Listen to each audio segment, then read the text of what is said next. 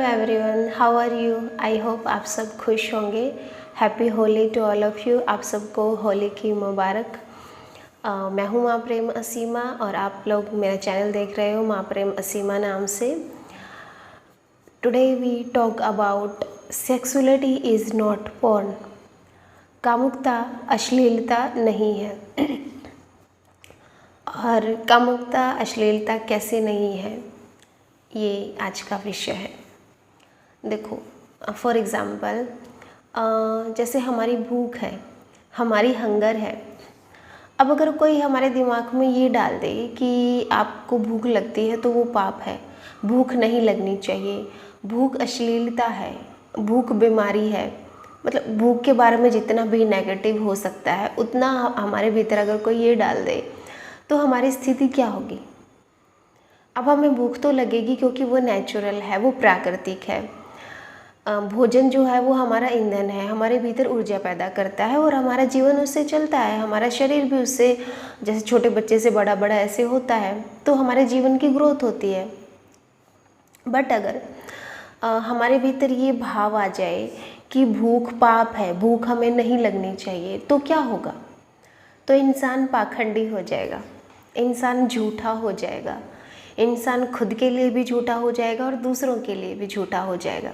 तब एक पाखंड पैदा हो जाता है। अब उसको भूख तो लगेगी, फिर वो क्या करेगा। अब वो चोरी छिपे भोजन करेगा और अगर उसको भोजन नहीं मिलता है तो फिर वो चुराएगा भी दूसरों का। और कई बार ऐसा होता है कि चोरी ना कर पाए, बहुत ज़्यादा अंदर से भूखा हो तो ज़बरदस्ती लोगों का भोजन छीनेगा।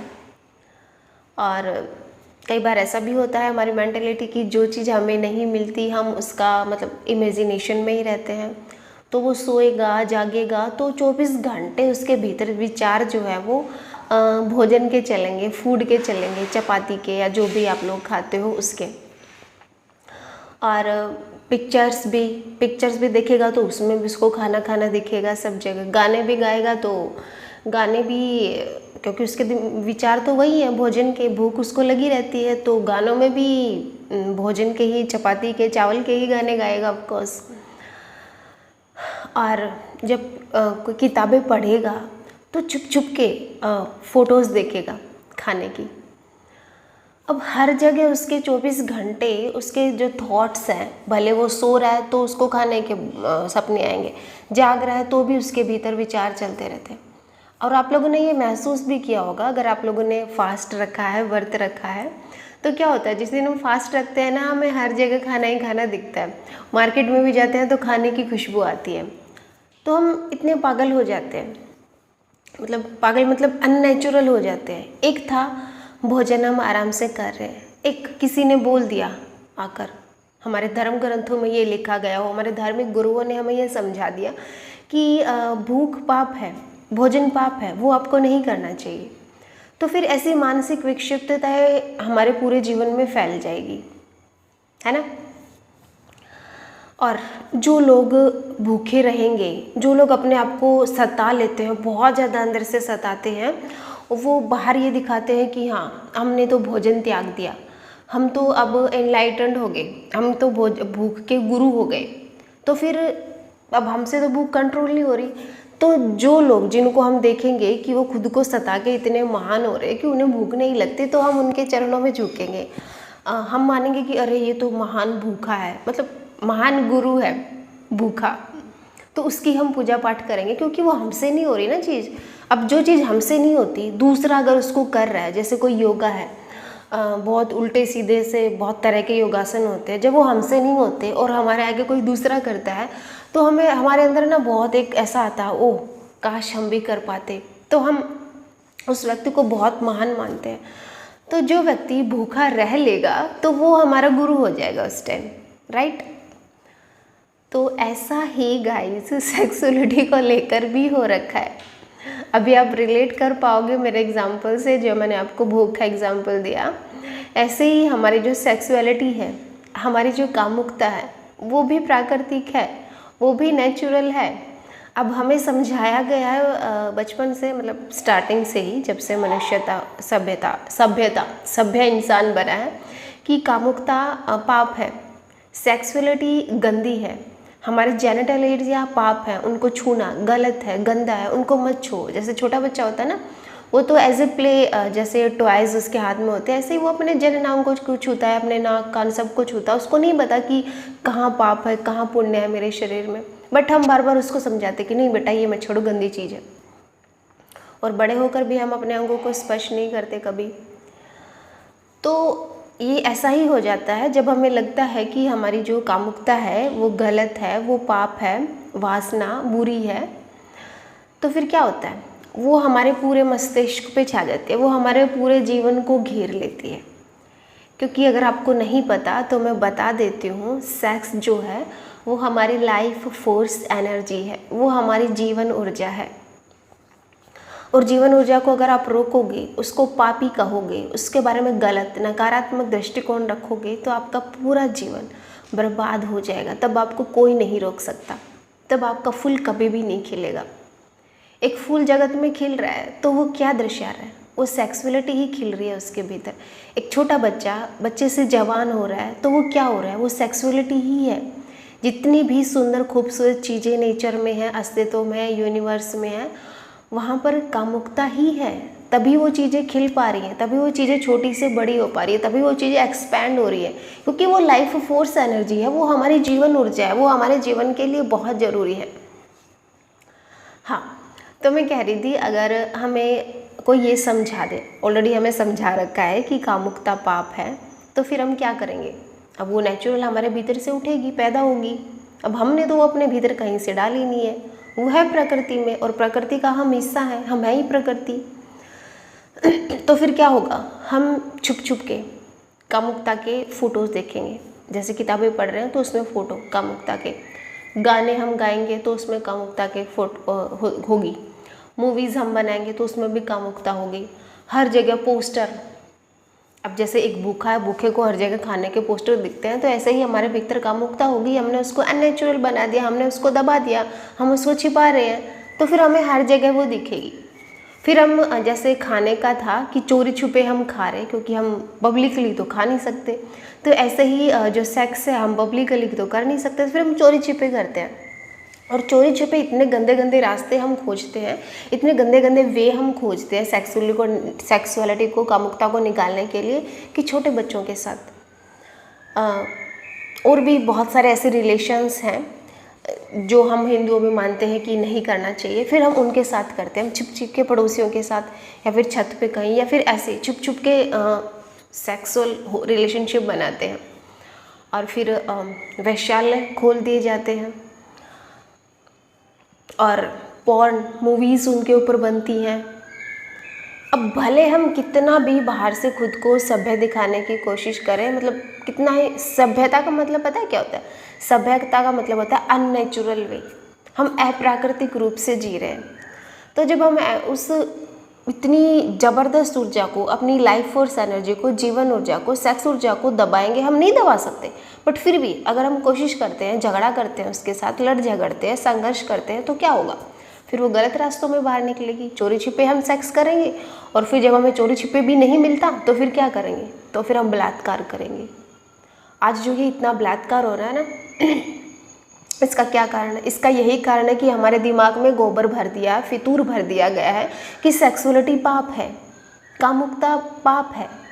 इस वजह से फिर वो निकलेगी बाहर, वो तो ऊर्जा, वो तो नेचुरल है, वो तो बहेगी। अगर आप उसको, एक तो अच्छा होता है कि आप उसको नेचुरल वे में जी रहे हो, आपने उसको स्वीकार कर लिया कि हाँ मुझे भूख लगती है, हाँ मेरे भीतर सेक्सुअलिटी है, तो वो फिर आराम से निकलती नेचुरल वे में। बट जब हमने उसको सप्रेस कर लिया, हमने उसको अप्राकृतिक कर दिया, हमने उसको दबा लिया, तो फिर वो गलत रास्तों से निकली। अब वो निकलेगी ही, वो निकलनी ही है, वो आपके दबाने से नहीं दबेगी। हाँ, अगर आपने उसको दबाया तो इतना हो सकता है कि आप रुग्ण हो जाओगे, आपका सारा जीवन, आप मानसिक बीमार हो जाओगे। फिर आप बलात्कार करोगे छोटे बच्चों के साथ, 6-6 महीने के बच्चे, बूढ़ी 85 ईयर्स की लेडीज़ है, उनके साथ बलात्कार। और अभी एक हफ्ते पहले न्यूज़ आई थी कि पार्क में एक व्यक्ति ने डॉगी का बलात्कार किया, डॉगी के साथ रेप कर रहा है। इंसानों को तो छोड़ो, हम जानवरों के लिए भी खतरनाक हो जाते हैं। अब आप सोच सकते हो कि सेक्सुअलिटी को ना समझने के कारण, सेक्सुअलिटी को दबाने के कारण इंसान कितना ज़्यादा पागल हो गया, कितना ज़्यादा बीमार हो गया, कितना ज़्यादा डेंजरस जोन में चला गया है, कितना ज़्यादा खतरनाक हो गया है। आपको एहसास है इस चीज़ का कि इंसान क्या कर रहा है। अब जो ये इतना गुस्सा हमें आता है, क्रोध इतना आता है, ये क्या है? ये हमने अपनी लाइफ फोर्स एनर्जी को दबाया है, तो फिर वो विनाश का कारण बनेगी। औरतें इतनी चिड़चिड़ी क्यों होती है? औरतों को हिस्टीरिया की बीमारी क्यों होती है? क्योंकि औरतों को समझाया गया है सेक्सुअलिटी पाप है, उसको दबाओ, उसको छिपाओ अपने भीतर, तो इसलिए वो पूरा जीवन चिड़चिड़ी रहती है। हम मजाक में बोल तो देते हैं कि औरतें चिड़चिड़ी होती हैं, औरतों को मतलब काली माँ आती है, देवी माँ आती है, ये आती है, वो आती है, कुछ नहीं आता। वो पागलपंती है, क्योंकि हमने नेचुरल वे में जीना छोड़ दिया है, हम अननेचुरल हो गए हैं। अगर आप किसी व्यक्ति को ज़्यादा देर भूखा रखोगे तो उसको दौरे आएंगे, वो पागल होगा। ऐसी ही सेक्सुअलिटी को अगर हम दबाएंगे तो हम पागल होंगे ही, उसको कोई नहीं रोक सकता। तो आज जो मनुष्य सभ्यता इतनी पागल है, इतना मतलब हर जगह क्रोध है, ईर्ष्या है, ये सब का सब कारण है कि हमने अपनी जीवन ऊर्जा को नहीं समझा, हमने उसको गलत वे में लिया, गलत तरीके से उसको समझा। आज जो इतने युद्ध हो रहे हैं, पुरुष प्रधान हमारा समाज है, 3000 सालों में 5000 युद्ध हुए हैं, वो क्या है? वो यही है कि हमने अपना जीवन अननेचुरल कर लिया है, और हमने इसको बहुत प्यारे प्यारे अच्छे अच्छे नाम दिए हैं, ब्रह्मचार्य का। अब जो व्यक्ति ज़बरदस्ती खुद को अंदर से बांध लेता है, अपनी लाइफ फोर्स एनर्जी को रोक लेता है, हम उसको ब्रह्मचारी कहते हैं। हम बड़ी उसकी वाह वाह करते हैं कि वाह वाह वाह, कि बहुत महान व्यक्ति है, अरे ये तो ब्रह्मचारी हो गया, लंगोट बांध के ब्रह्मचारी होते हैं, ऐसे ब्रह्मचारी हैं। एक तो नेचुरल प्रकृति का जब मतलब समय आता, क्योंकि हर चीज़ हर समय नहीं रहती। हमारा शरीर, जैसे हम छोटे बच्चे थे, हम बड़े हुए हैं तो कामुकता पैदा होती है, क्योंकि वो ज़रूरी है प्रकृति में, क्योंकि प्रकृति को जनसंख्या बढ़ानी है, प्रकृति को अपना विस्तार करना है, तो इसलिए हमारे भीतर कामुकता है। बट एक समय आता है जब हम बूढ़े हो जाते हैं तो हमारी एनर्जी कम होने लग जाती है, हम ढलने लग जाते हैं, जैसे दिन ढलता है तो वो कामुकता अपने आप विदा हो जाती है।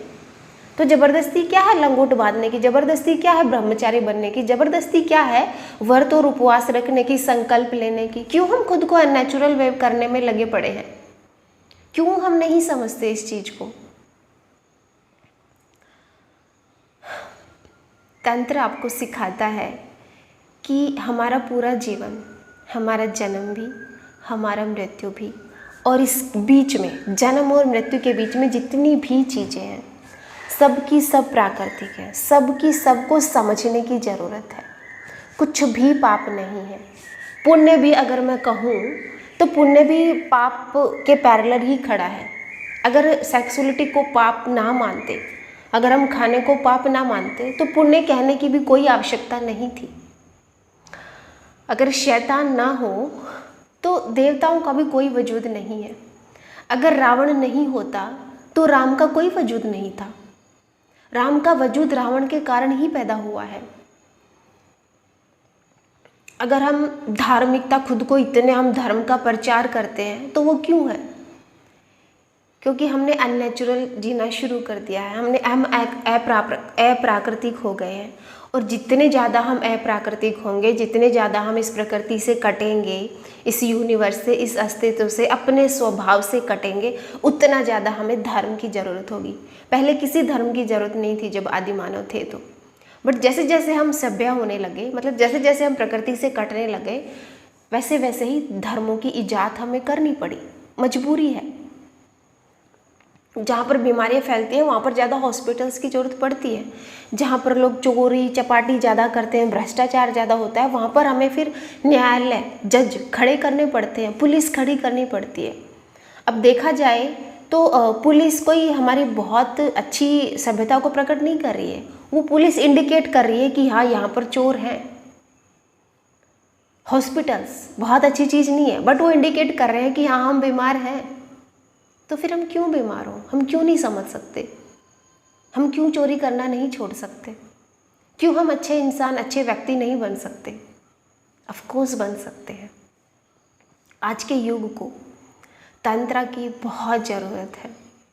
तंत्र ही एकमात्र ऐसा वे है, एक ऐसा पाथ है, एक ऐसा रास्ता है जो आपको भीतर से बदलता है, आपको रूट कोज से चेंज करता है। आप कितनी भी किताबें पढ़ लो, कितनी भी अच्छी अच्छी बातें दोहरा लो कि बी पॉजिटिव, चोरी करना पाप है, क्रोध करना पाप है, सेक्सुअलिटी पाप है, ये पाप है, वो पाप, कितना भी आप रट्टे मार लो, राम राम राम राम करते रहो, बट कुछ नहीं होने वाला। वो बाहर से आप पाखंड का चोला ओढ़ लेते हो, भीतर तो आपके वही गंदगी रहती है। हम सबके भीतर ही रहती है, मेरे भीतर भी थी, मैं इनकार नहीं कर रही इस चीज़ को लेकर। बट जब से मैंने तंत्रा को फॉलो किया है, तंत्रा प्रैक्टिस शुरू किया, तंत्र को समझना पढ़ना शुरू किया, तब से मेरा ना पूरा जीवन, पूरी विचारधारा मेरी, मैं खुद बदल गई हूँ। और बिल्कुल अब मैं नेचुरल होके जीती हूँ। अब मुझे कसमें खाने की ज़रूरत नहीं है ब्रह्मचार्य की। तो तंत्र आपको नेचुरल बनाता है। तंत्र आपको, आपके भीतर जो मासूमियत थी ना बचपन से, वो पैदा करता है। और फिर तंत्र में बहुत सारी प्रैक्टिसेस है, बहुत सारी थेरेपी है, जिनके थ्रू आपके भीतर जो एनर्जी है आप उसको जगा पाओ, और आपको वो सेल्फ सेंटर भी बनाता है, सेल्फ प्लेजर भी आपको सिखाता है। क्योंकि अभी तो वैसे तो कहने को तो हमारे भारत में विवाह प्रथा एक मतलब परंपरा ही है, हर घर में विवाह होते ही हैं, सबके पति पत्नी हैं ही। बट जब बात हम पार्टनर की करें ना, तो मेरे पास ऐसी ऐसी इंक्वायरीज आती है जिनके 4-4 बच्चे भी होते हैं, मैडम हमारे पास पार्टनर तो है ही नहीं। तो विवाह तुमने किस लिए कर रखा है? तुम एक छत के नीचे 7 जन्मों की कसमें खाकर क्यों रह रहे हो अगर तुम्हारे पास पार्टनर नहीं है तो? अगर तुम्हारी पत्नी अभी तक पार्टनर नहीं बनी तुम्हारी, अगर पति तुम्हारा अभी तक पार्टनर नहीं बना है, तो फिर विवाह का क्या फ़ायदा? इसलिए ओशो कहते थे कि विवाह सबसे गंदी व्यवस्था है, विवाह अप्राकृतिक है। क्योंकि आप लोगों ने देखा होगा ना कि जो चीज़ इतने हमारे नज़दीक होती है, बिल्कुल आँखों के आगे, हम उसको नहीं देख पाते। देखने के लिए दूरी चाहिए, देखने के लिए स्पेस चाहिए। और हमारे पति पत्नी ऐसे ही हैं, बिल्कुल हमारे सर पे रहते हैं, हमारी आंखों पे रहते हैं, हम आजीवन उनकी तरफ नहीं देखते, इग्नोर करते रहते हैं, जैसे है ही नहीं, बेहोशी में जीते हैं। तो प्यार करने के लिए भी दूरी मायने रखती है। अगर आपको किसी से प्यार करना है, आकर्षण आपको अगर पैदा करना है, तो उससे दूरी बनानी ज़रूरी है। विवाह आज मतलब जितने विवाह नहीं होते उससे ज़्यादा तो तलाक हो रहे हैं। क्यों? भारत में 7 करोड़ औरतें आज, ये तो 7 करोड़ तो काफ़ी समय का आंकड़ा है, आज तो 10 करोड़ हो गई हैं लगभग, सिंगल हैं, सिंगल वोमेन है। वो सिंगल है, या तो उनका डाइवोर्स हो चुके हैं, या फिर वो विधवा हो चुकी हैं, या फिर आज बच्चे सिंगल रहना पसंद करते हैं।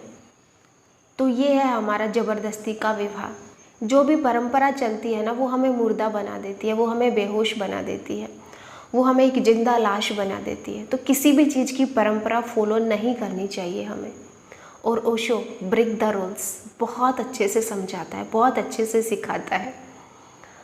अगर आपको पढ़ना है तो आप ओशो को पढ़िए, और अगर आपको लाइफ को बहुत सुंदर वे में जीना है तो आप तंत्रा को फॉलो कीजिए।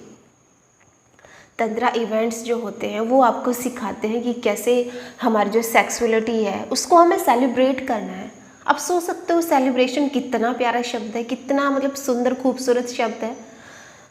सेलिब्रेट अवर सेक्सुअलिटी, अपनी कामुकता को सेलिब्रेट करो। पहले खुद को जानो, खुद के शरीर के प्रति श्रद्धा भाव पैदा करो, पहले खुद को एंजॉय करो, सेल्फ प्लेजर सीखो। ठीक है, मानती हूँ आपका पार्टनर नहीं है, इट्स ओके। मैं तो कहती भी नहीं, कोई पाबंदी भी नहीं, कोई नियम रूल रेगुलेशन भी नहीं लगाती कि तुम पार्टनर लेके आओ, मत लेके आओ, नहीं है पार्टनर तो इट्स ओके। बट अब खुद को खुद के लायक तो बनाओ। अगर आपको शक्ति चाहिए, अगर आपको पार्वती चाहिए, तो पहले खुद के भीतर शिवा तो पैदा करो। अगर आपको शिवा चाहिए तो खुद को शक्ति तो बनाओ, खुद को पार्वती तो बनाओ, खुद को खुद के लायक तो बनाओ कि आप खुद को आनंद दे सको। वैसे भी तंत्रा में कहा जाता है कि वी आर अर्धनारीश्वर, हम अर्धनारीश्वर है। हमारे भीतर शिवा भी है, हमारे भीतर शक्ति भी है, हमारे भीतर दोनों ऊर्जाएं मौजूद है। और हम अपने भीतर की शक्ति को जागृत कर सकते हैं तंत्रा के माध्यम से। हम अपने भीतर का जो शिवा है उसको पैदा कर सकते हैं। हम खुद ही खुद को एंजॉय कर सकते हैं। हम खुद ही खुद के लिए काफ़ी हैं। खुद में ही खुदा है, अहम ब्रह्मास्मि, मैं खुद के लिए काफ़ी हूँ अगर मेरे पास पार्टनर नहीं है तो। और यकीन मानिए जिस दिन आप शिवा बन जाते हो ना, उसी पर उसी पल अस्तित्व भी बहुत लालायित होता है हमारे पास आने को, वो शक्ति के रूप में हमारे पास आ जाता है। यकीन मानिए जिस दिन आप शक्ति बन जाते हो ना, उस दिन शिवा आपके पास, वो तो इंतज़ार ही कर रहा है। परमात्मा तो हमारे इंतज़ार में ही है कि कब हम उसको पुकारें, कब हम अपने आंसुओं से अपने हृदय को साफ करें गंगा जल की तरह, कब बहाएं, कब हम अपने भीतर स्पेस पैदा करें कि वो परमात्मा उतरे। वो तो उतरने को तैयार ही है, बट हम अपने अहंकार में तैयार नहीं है। हम अहंकारवश उसको झुठलाते रहते हैं। हम ये शिकायत तो करते हैं कि हमारी पत्नी अच्छी नहीं है, हमारा पति अच्छा नहीं है, या फिर हमें पार्टनर नहीं मिल रहा। तुमने खुद को शिवा बनाया, तुम हो इस लायक कि तुम्हें कोई मिल सके।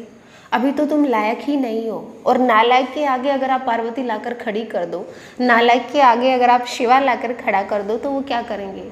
बर्बादी करेंगे एक दूसरे का लाइफ। तो सबसे अच्छी बात ये है कि पहले आप शिवा बनो, खुद बनो आप शिवा, खुद आप शक्ति बनो, खुद प्रयास करो, खुद साधना करो कि मैं लायक हो जाऊं।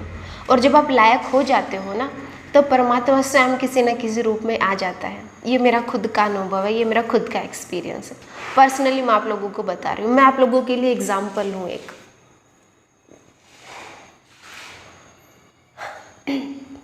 आई होप आज की चर्चा आप लोगों को पसंद आई होगी। जो भी आप लोगों का सवाल है, निसंकोच आप कमेंट बॉक्स में रखिएगा। और डिस्क्रिप्शन बॉक्स में जितने भी लिंक है, मैं हर बार बोलती हूँ कि प्लीज़ उनको ज्वाइन कर लो। बहुत खूबसूरत, बहुत अच्छी अच्छी पोस्टें होती है टेलीग्राम पर। और आपको मेरे आने वाले इवेंट्स की जानकारी भी मिल जाएगी। ऑनलाइन भी आप मेरे कोर्स ज्वाइन कर सकते हो। जैसे भी हो सकता है उतना मैं आप लोगों की हेल्प करती हूँ। जो लोग नहीं आ सकते वो ऑनलाइन सीख सकते हैं तंत्र। और अगर उनके पास ऑनलाइन भी टाइम नहीं है तो एक पेड ग्रुप है जिसके माध्यम से आप तंत्रा की प्रैक्टिस घर बैठे कर सकते हो। उसमें तंत्रास की वीडियो है, कामासूत्र की पॉजेज है, न्यूडिटी को के बारे में समझाया जाता है आपको। पोस्ट भी हैं, इमेजेस भी हैं और वीडियोस भी हैं। वो पेड ग्रुप आप ज्वाइन कर सकते हो। और अगर ये तो सबसे खूबसूरत तो ये होगा कि इवेंट मेरा हर महीने चलती है, मंथली चलती हैं, तो आप वो ज्वाइन कर सकते हो। 22 मार्च से इवेंट है। आप लोग सिंगल भी वेलकम है आप लोगों का। अगर आप डबल आते हो तो भी आप लोगों का स्वागत है। जैसे भी, जो भी, जैसे भी आप हो वैसे ही उठकर आप आ सकते हो। कोई नियम नहीं है, आकर आप सीख सकते हो। बाकी आप मेरी डेली वीडियो सुनिएगा तंत्रा की, तो जितने भी मिसकॉन्सेप्ट है आपको सेक्सुअलिटी को लेकर, तंत्रा को लेकर, वो सब के सब क्लियर हो जाएंगे, साफ हो जाएंगे। और जितना ज़्यादा हो सके वीडियो को शेयर कीजिए ताकि लोगों में अवेयरनेस फैले। एक समूह बनाइए। अकेले मैं कर ही रही हूँ खैर, बट आप लोग भी अगर मिल जाते हो तो वो चीज़ें ऐसे स्प्रेड होती चली जाती हैं। तो बहुत जल्दी हमारा आसपास का जो समाज है वो बदल जाएगा। आप लोगों की भी रिस्पॉन्सिबिलिटी बनती है कि आप खुद समझिए, फिर लोगों को समझाइए। ऐसे मतलब बन के लकीर चलेगी, मेरे से जुड़ी, आपसे जुड़ी, फिर आप किसी और से जुड़ी और किसी और से जुड़ी, ऐसे हम एक पूरा सर्कल बना सकते हैं। Thank you so much for listening me. मिलते हैं नेक्स्ट वीडियो में।